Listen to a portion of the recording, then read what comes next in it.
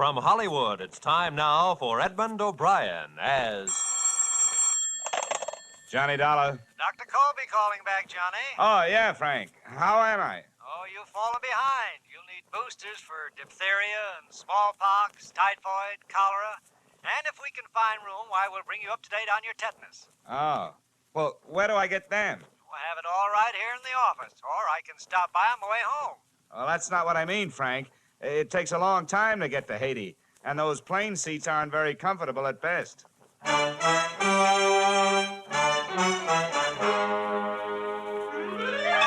Edmund O'Brien, in another transcribed adventure of the man with the action-packed expense account, America's fabulous freelance insurance investigator... Yours truly, Johnny Dollar.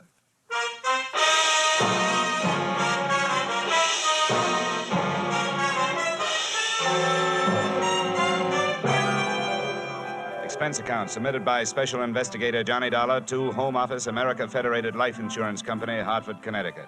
Attention, Harvard Huntington, General Manager. The following is an accounting of expenditures during my assignment in Port-au-Prince, Haiti. Expense account item 1, $15 for a pair of tickets to Detective Story at the Hudson Theater, New York, which I never got a chance to use since I was seated in the library of your Hartford home promptly at curtain time. Dollar, I want to thank you for coming out here. Sorry to break into your evening like this, but since I have, I'll get right to the point. Perhaps you've heard of the Gordon family here in Hartford. Well, what I see of the society page is what I'm flipping back to the sports section, but I've noticed the name. Diamond-studded, aren't they? Immensely wealthy. Pillars of society. And surprisingly, quite a proper family. That is all but one of the sons, Ralph. A heavy drinker, complete wastrel, ne'er-do-well. Oh, a blot on the old escutcheon, eh? Yes, continually getting into one scrape or another. Now he's done it again. I take it that you're not worried about Ralph the man, but about Ralph the policyholder, huh? Yeah. Well, to put it bluntly, yes. I don't think it's unethical for a company to protect its interests. In this case, the policy is in the amount of $150,000. Quite a piece of paper. Yes. And to be quite candid, I rue the day it was issued. But the point is this. Ralph Gordon, at last report, is dying aboard his yacht at Port-au-Prince, Haiti. Well, then you don't need me. You need the Mayo Clinic. Dollar, I hesitate to even mention this in the presence of a sane man. But from everything we can learn, young Gordon is not dying from any known malady. He's dying as a result... Oh, it's pure nonsense. He's supposed to be dying as the result of voodoo curse. Now, anybody with any sense... All right, wait a minute. Where'd you get your information? From his older brother, Thomas. He's a doctor. He's down there in Haiti with Ralph. Now, I want you to go down and debunk this thing, Dollar. Find out what's wrong. Why, any sane man knows there's no such voodoo. You don't believe in it, do you? No, not unless I see it working. Expense account item 2, $148.70, Hartford to Port-au-Prince via airplane. Expense account item 3, $32.50, tropical clothes. And item 4, $25 spent while I browsed the waterfront bars in Port-au-Prince, looking for somebody who knew where the Gordon yacht was moored. When I found him, he not only knew that, he knew everything. It don't matter what you want to know about this blasted island. Ask me first. My name is Cap Regan, and I've been here since before repeal. Give up my citizenship, I did, with the help of a couple of prohibition agents. And I figure on sailing out my final days right here. What do you want with the Gordon craft? I want to see the owner, Ralph Gordon. How do I get to it? I reckon you pay me to row you out to her. My dinghy's down to the foot of the pier, just a short hail from where we're at. Well, good. Come on, let's shove off. Just sweet lie down my ration here. That'll put me in ship shape. What'd you say you wanted with that schooner? You figuring on buying her? Oh, thank you for the compliment. If I bought a boat today, it'd have to be a surplus life raft. I told you I want to talk to Gordon. A friendly visit or the other kind? Uh-huh. I'm beginning to see how you know so much about this island. Well, never question, never learn. Remember that, Sonny. This way, we veer off to starboard. Yes, sir. Never question, never learn. Look, I'm an insurance investigator. A company sent me down here to look things over, including Gordon. Something wrong? I don't know yet. What do you know about it? A jugful, sonny, a jugful. Stood into the harbor about 2 months back. No sooner dropped his hook than his crew started taking the pierhead leap. Everybody jumped for the bosun, for reasons of his own. What was the matter with Gordon? He was off seas over all the time. And you navigate with sextant, a compass, and parallel ruler, sonny, not with a double shot and a water chaser. Get the drift? They were afraid to sail with him? Oh, that's the line of it. If you'd ever pile into a reef, you feel the same. Oh, yeah, here we are. Now, there's my dinghy down at the bottom of the ladder. And there's Gordon's yacht out there, you see her? The tug is passing astern of her now. Yeah. Yeah, that's a lot of boat. Yep, she carries a suit of sail like a grain clipper. Oh, why don't you see her close up? She's dirty as a garbage scow.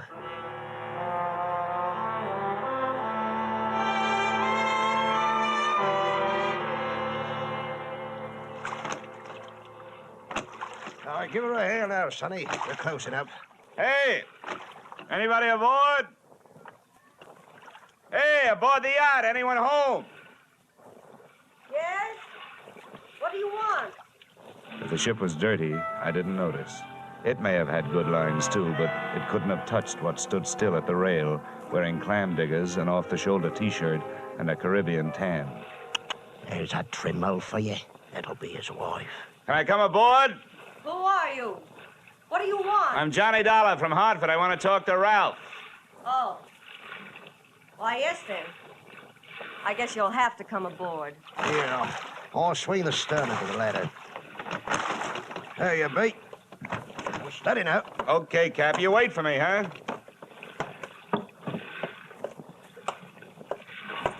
Well, how are things in Ralphie's old hometown? Cool, but not as cool as this reception. Don't let it throw you. What is this, a friendly drop-in business or just plain snooping? It's the last I met Weena, the wife they haven't heard about at home. Congratulations. Now I know why you like the way your shoulders bear. The better to keep a chip on them. If you're through being sharp, I'll let you hear what's left of my husband. Come on, through here.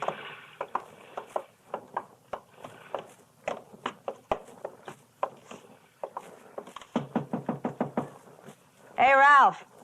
You got a visitor from Hartford. Get away from this cabin, you gold-digging little chiseler. You take your visitor with you. Well, there you are, chum. He's got the door locked. It'll stay that way till he runs out of wine. You heard enough? Yes, enough to know how you acquired your charming attitude. Forget it. I walked into it with my eyes wide open. Let's get back out on deck. The light's better for throwing barbs at each other. Sure. Sounds like fun. Well, do I have to help you off the boat?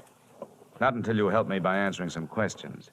I'm an insurance investigator. I was sent down here by the company that holds a policy on your husband's life. What should I do? Faint? The story they got was that Ralph was dying from some kind of a voodoo curse. They don't believe it, neither do I. Why not? It might be true. Oh, some old guy, they call him Papa Luau, came out to the boat. He yelled some things at Ralph, and when Ralphie threw a bottle at him, he swore he'd put a curse on him. Hey, how did they hear about it back in Hartford? Ralph's brother, Dr. Thomas Gordon, told them. You know him? Yeah, we hate each other. I wonder why he'd tell them. Well, maybe because he thought somebody who'd be better off with Ralph dead was using Papa Luau's curse as a cover-up. How would you stand as his widow? Get off this boat. Get off. What's the trouble, Eddie? Oh, Em. Yeah, come here, will you? Who's the boarding party? Just get him off, Em. Sure, honey. Well, mate, do you walk in or dive? Save your strength for the last scene, Goliath. I was just leaving.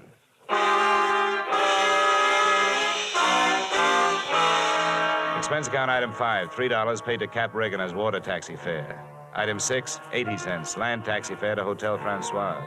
And up at the Hills hangout for not only the best in tourists, but also Brother Thomas Gordon, M.D. Please make yourself comfortable. Could I offer you something? Nothing but some brotherly advice. Certainly. I feel like a stupid fool for not being able to handle this thing myself. So now that you're here, call on me for anything. First, have you seen Ralph? I tried to, but he locked himself in his cabin. Tell me, as a medical man, how do you digest this voodoo curse story? Why, it's ridiculous. Good heavens, this is the 20th century. I do think that science doesn't know everything it would like to know. Voodoo, black magic. There are stories, supposedly true, but any victim would have to have a highly susceptible mind. And I know my brother, Mr. Dollar. His mind is susceptible only to his own whims and fancies. Then what's the matter with him? That's it, I don't know. He's drawn within himself and seems to be searching almost insanely for escape through alcohol. Hasn't anybody thought of putting him on the wagon? It's a horrible idea, but it works. I don't think this is the time for it. He's suffering mentally and needs release. Well, that leaves us only one thing to think about, and no matter how thin you cut it, it's still voodoo. I'm a man of science, Mr. Dollar. I'd make hypocrisy out of all my knowledge and training if I attacked the problem from that direction. But, please let me know what you find. Expense account item 7, $4, rental of horse and cart, in which my walking tourist guide, Cap Riggin, and I jolted out of town in search of Papa Loire. Something made me feel like I was riding my last mile in a tumbril en route to the guillotine. The moonlight was fighting a losing battle against an army of storm clouds that was sweeping in. And then to make it worse, I heard a drum. Hear that, Sonny? Yeah, sort of a tired Gene Krupa. Means we're getting close to Papa's quarters. Is he the only one around here? Yep, none of the good Ogans performs in his territory. He's too mean. Oh, great. And that ain't no galley news, it's the truth. I tell you, there's lots of black magic, so-called.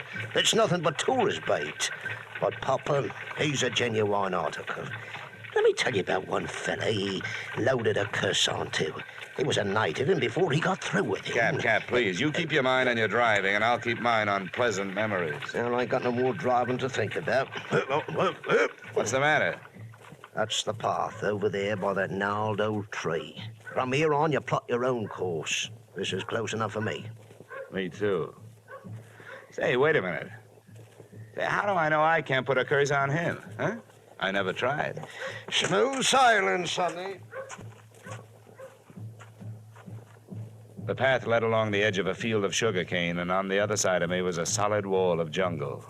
First, I smelled some feathers burning. Then I heard the chant.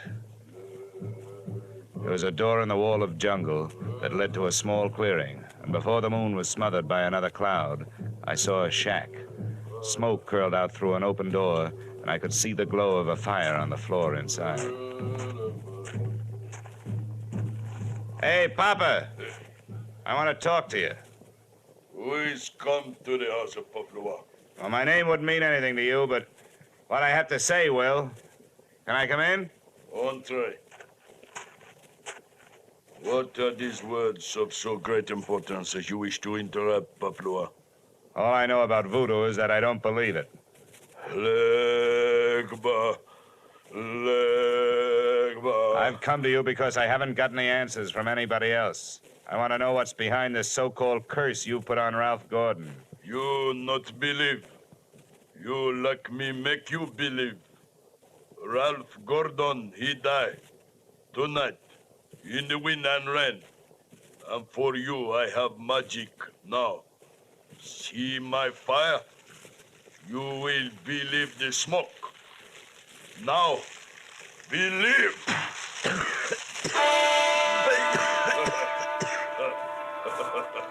I couldn't see what he'd thrown onto the fire. He'd reached behind him for it. But when the smoke from it whirled around me, it seemed to grab my throat and squeeze. I stumbled back through the door. I hadn't believed in voodoo when I'd come in. But going out, I wasn't so sure.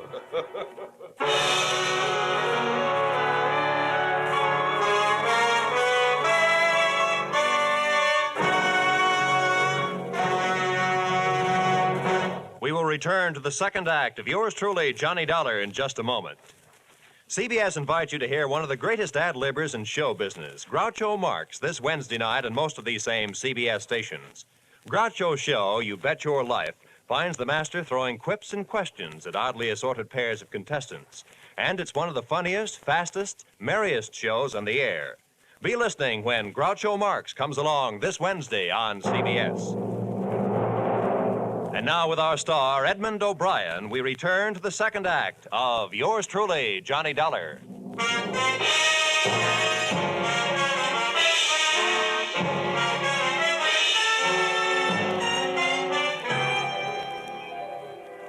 My throat burned. I staggered around in the heavy jungle air, and when I could breathe again, I gulped in enough to lift the Graf Zeppelin. When I got back into the shack, he was gone. He hadn't left much of what he'd smoked me out with, but he'd left enough. A few shreds of photographic film on the dirt floor.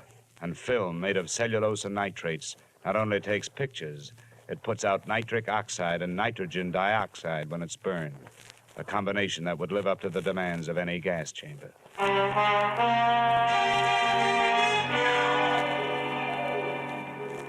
We headed back to the yacht, and this time I boarded without a hail.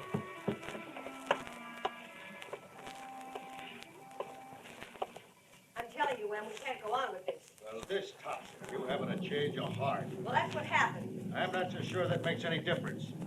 Maybe you're in too deep to back out. How would you like it if I spilled the whole thing? Oh, what difference does it make? It'd be better than landing in a Haitian prison with your motives showing. Think it over, Angel. I'll be in my sack when you make up your mind. Em, how wrong you can be. See you later, huh? What are you doing on this ship? Get off. Oh, no. Not after that intriguing conversation I just heard. How much did you hear? If I added it to the gas assault Papa Luau threw at me, it'd be enough to nail you and Loverboy here for conspiracy to commit murder. I don't know what you're talking The about. point is, I know what you two were talking about. Listen to me. You've got to believe me. I don't have to, but try me anyway. I admit that Em and I... Well, I did get involved with him. It was because Ralph turned into another man after we were married. This probably marks the first time in history that an icicle melted in Port-au-Prince. Please, let me finish. When my marriage went to pieces, I had to do something or go crazy. To see Ralph drinking up all the champagne on the island was just more than I could take. I was going to divorce him and leave with Em, but we weren't going to murder him. You know, Chapter 1 has so many holes in it, it could have been printed by a punch press. You don't worry about landing in prison with your motive showing when all you're planning is divorce. You do when people are waiting for your husband to die under mysterious circumstances. That's why I was trying to make Em go away. If Ralph died, who would look any farther than the erring wife? Unless Em was hiding something. Can you lock this cabin from the outside? Yes. What are you going to do? You aren't going to lock me in here. No, just your playmate. You're coming with me. Where? To Papa Luau's. I want to hear what kind of a story you tell in front of him. You don't believe me. No. With 150,000 at stake, I don't even believe myself.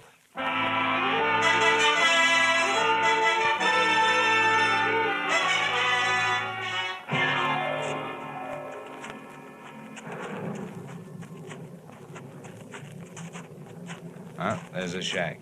You go in first. May not be heroic, but it's the best way I can think of to catch his reaction when he sees it. Come on, go ahead. Go on in. Who is it come to Paplua's door? Who are you, woman? Well, Mr. Dollar, are you satisfied? Not quite. And you did not believe.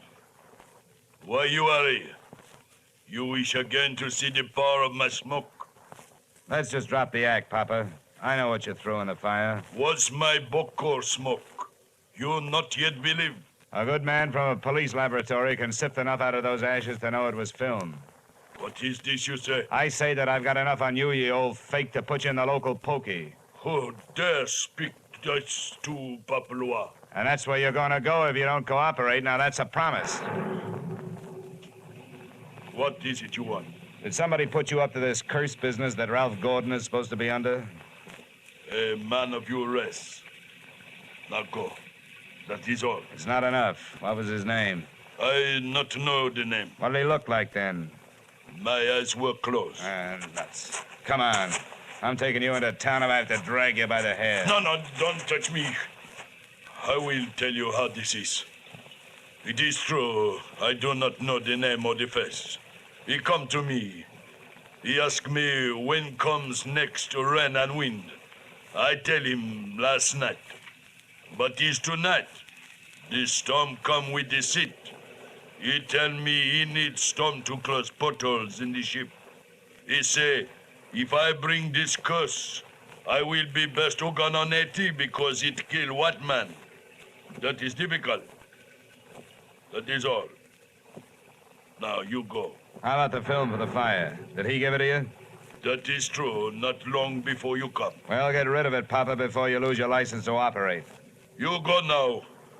Papa Luau will be alone. Go now. All right, Mrs. Gordon, all right. Let's not stay for the music.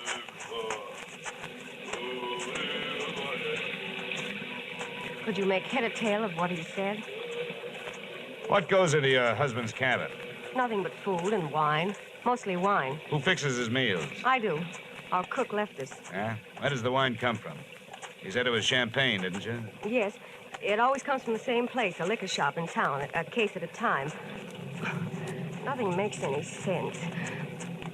What are you going to do? All I can do. Try every angle. But that's not all I'm going to try in that liquor shop.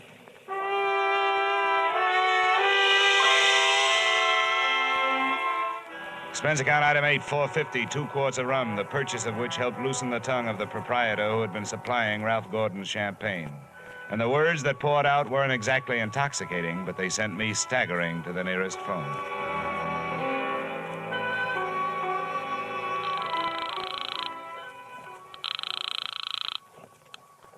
Yes, hello. Dr. Gordon, this is Dollar. Good heavens, Dollar. I've been wondering about you. What have you learned? Well, first tell me this.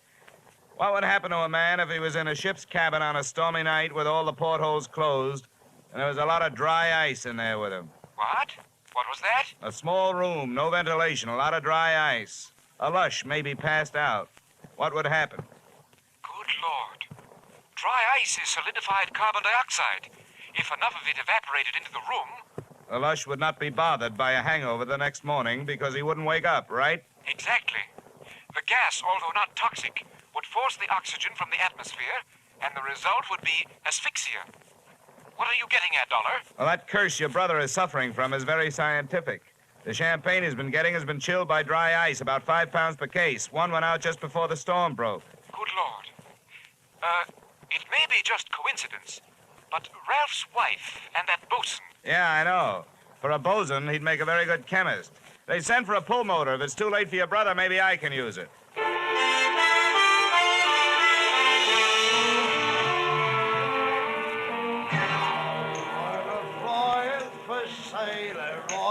Hey, Cap, come on, will you? Ahoy, sonny.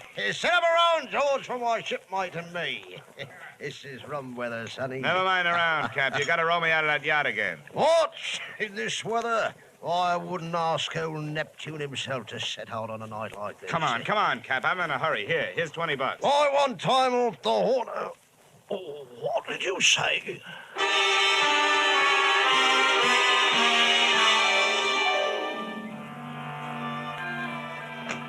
I didn't think it could rain any harder than it had been, but it did. Visibility was 0. But about 20 minutes out, Cap spotted her riding lights. There she lies, sonny. We were on target, but so was somebody else. A searchlight stabbed out at us. Hey, this sounds like Prohibition days. Who's giving us the broadside? I can't tell. I'll lay a pelican hook over his head if I get my hands on him. Oh, Cap! I got my left leg.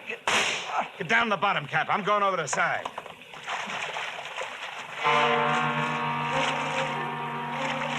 There was nothing to do but swim, so I swam. I tried to remember how many shots had been fired, and that's where I made my mistake.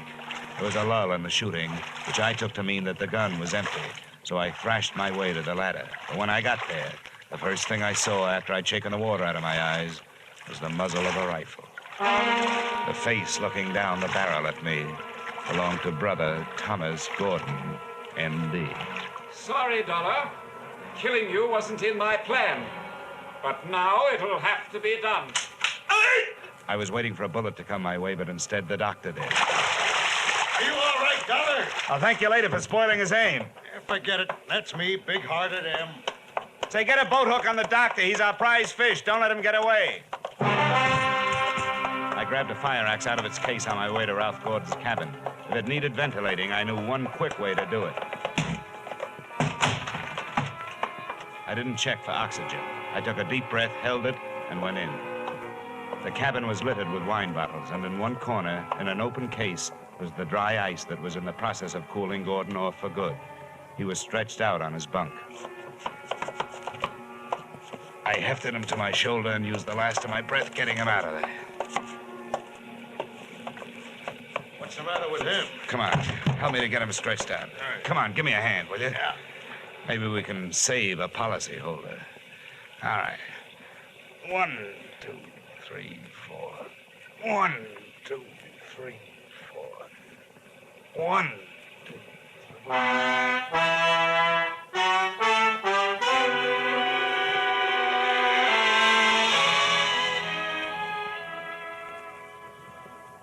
Expense account item 9, $30. Cover charge at a hospital where I put the revived Gordon under the care of a doctor, not his brother. His brother happened to be resting in a jail cell at the time, waiting the formal charge of attempted murder. Motive, the family fortune. Item 10, same as item 9. Same hospital where they patched up Cap Reagan. Item 11, $40. An ounce of voodoo perfume for the lovely but sometimes chilly Edwina. Maybe if she tries that kind of magic on her husband, he'll spend less time with the bottle joy and more with her kind. And expense account item 12, $148.70. Return trip to Hartford. Expense account total, $424.70. Yours truly, Johnny Dollar.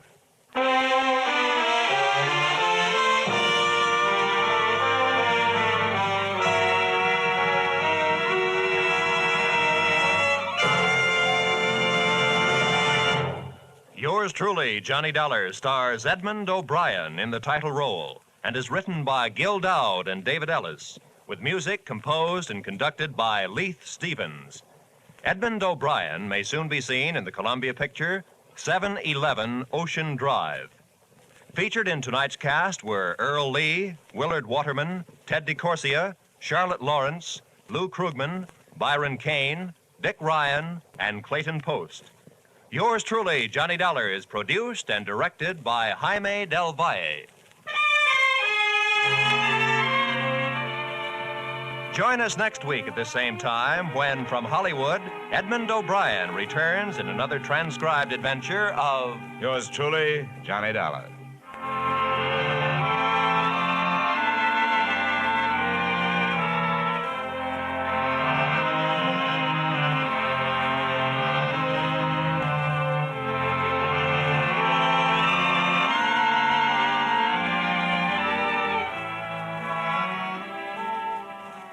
There'll be a bright new show on CBS this Wednesday night. It's called The ABCs of Music, and the star is Robert Q. Lewis with Ralph Flanagan's orchestra. You'll find Robert Q. and Ralph Flanagan taking over while Bing Crosby is on vacation. So join them on most of these same CBS stations this Wednesday for The ABCs of Music.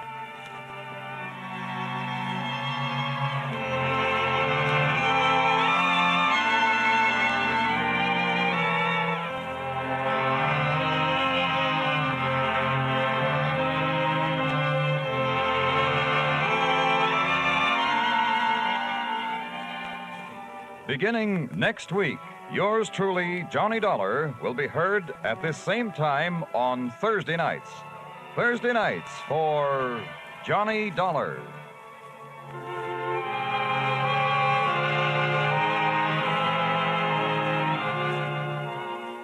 This is CBS, where you hear suspense every Thursday night, the Columbia Broadcasting System.